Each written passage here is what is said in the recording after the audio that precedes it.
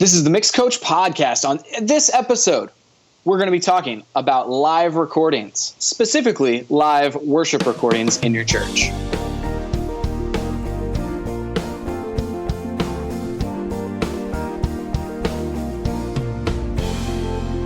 Recently, there at your church, you've been doing some live recordings and like doing a production process.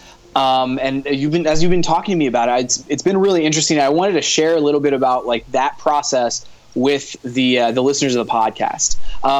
So you've done this type of thing before, where you've done live recordings that are kind of a mixture between live recordings and studio recordings. And so I wanted to maybe also bring that around and see what kind of tips you would have for people who want to do maybe some recordings in their church.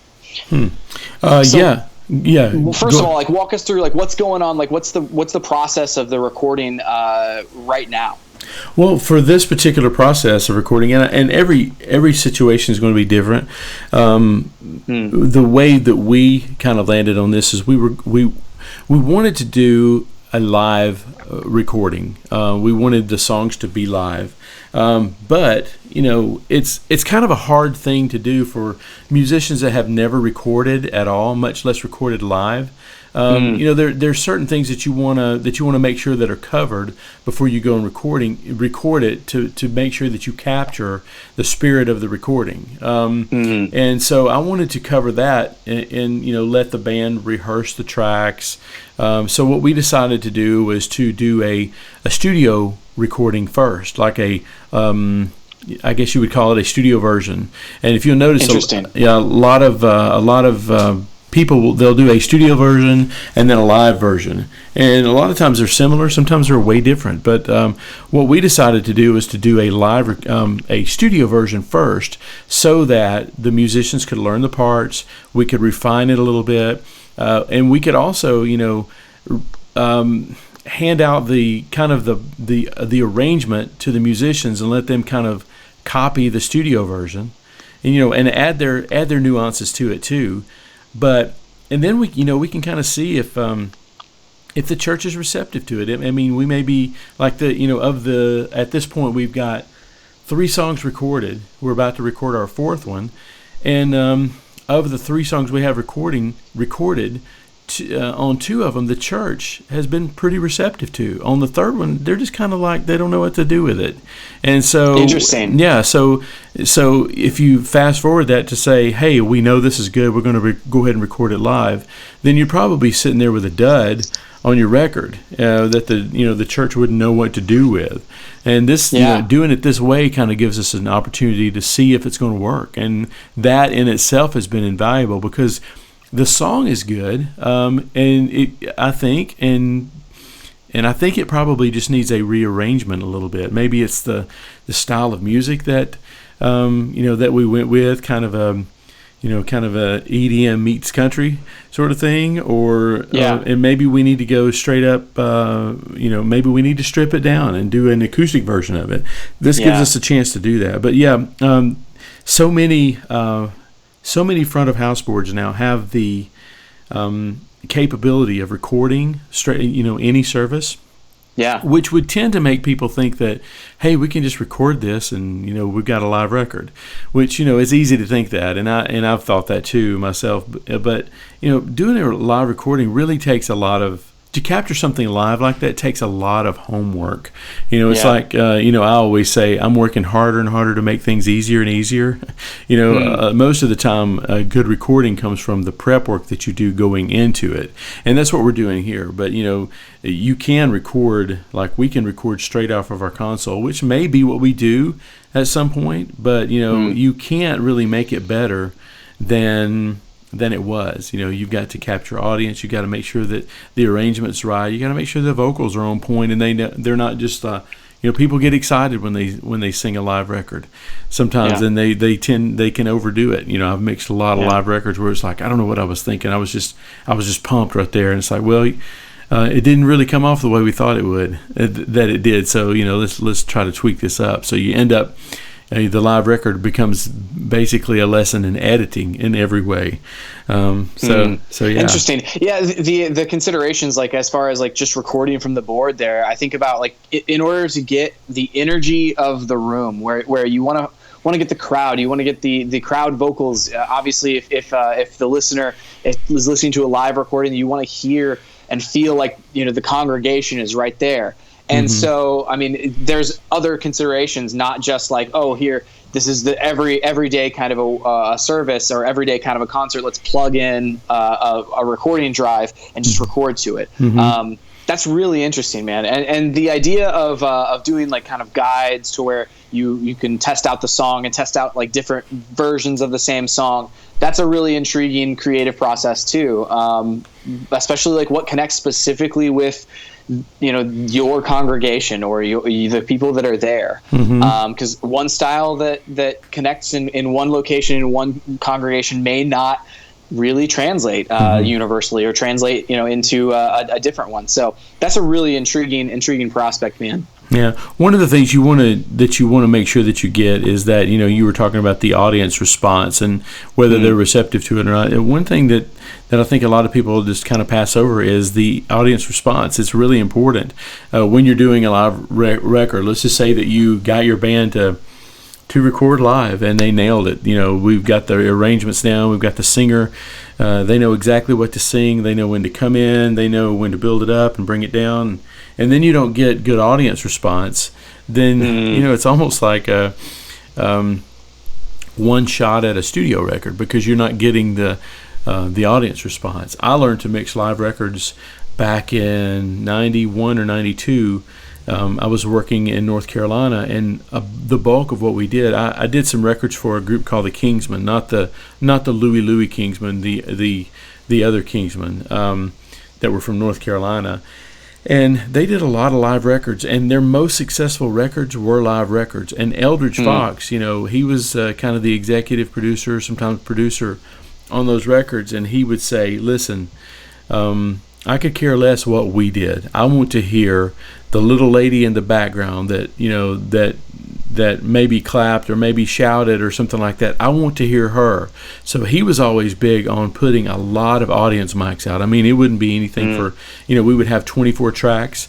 It wouldn't be anything for, 8 of those tracks to be all audience. I mean, like he wanted them in the balcony. He wanted them in the back of the house, and he wanted to be able to solo out people in the audience. He said, because this is what we're actually recording is the people. So your audience response mics are really important. Lately, I found that we were using condenser mics back then. Lately, I found that shotgun mics are probably the best thing to do because even if you've got a tight cardioid pattern on a 414 or whatever, it's you're still going to pick up a lot of the room, and that's what I had to fight with most of the time. Was like, okay, we push these audience mics up, and it sounds like we ran the whole mix through a reverb chamber, and sometimes a not so good reverb chamber. And then I discovered shotgun mics. Like I've got the Rode NT2, and I think I bought those things right before you and I went and did Lizzie and Roy's live thing in Georgia. That's right. Yeah, and it worked out great. I mean, I only had 2 of them, but it was not a huge auditorium. I think do we have 2 or 4? I think we had 2, but I think we also had some hypercardioids out there as well that we could have mixed in the mixing process too. Yeah. So, I hear live records every now and then. It's like, is this live? I mean, it doesn't sound perfect like studio. And then at the end of a song, you might hear like leakage into someone's microphone of the crowd going crazy. And it's like, wow, they sure missed a great opportunity to really excite this thing, Yeah.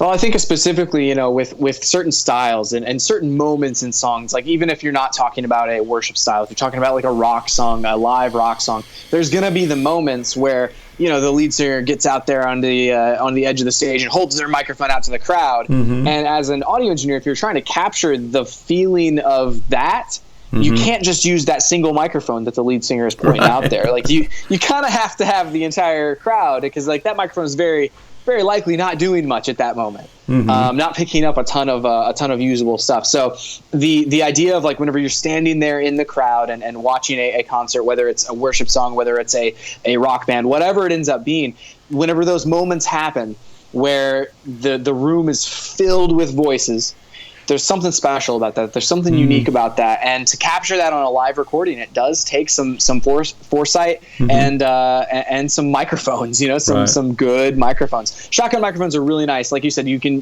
kind of center in. How would you go about setting up a shotgun microphone? I mean, obviously, since I've done this with you, I know the answer, but it's like how would you go about setting up the shotgun microphones to get the most out of that? Because sometimes shotgun microphones can center too much on one person and not get the entire group. So talk a little bit about placement of those types of things. Well, I think when we did the last thing, I think we actually put them really close to the house speakers, pointing out toward the audience. And it really just depends on how big the audience is, how many sections there are of the audience. Sometimes you'll have different sections of audience, like they'll have a left, center, and right section. So to me, the most practical thing to do would be to pull the shotgun mic back enough to where shotgun mics are not pinpoint. The further back you pull them, the wider the pattern is.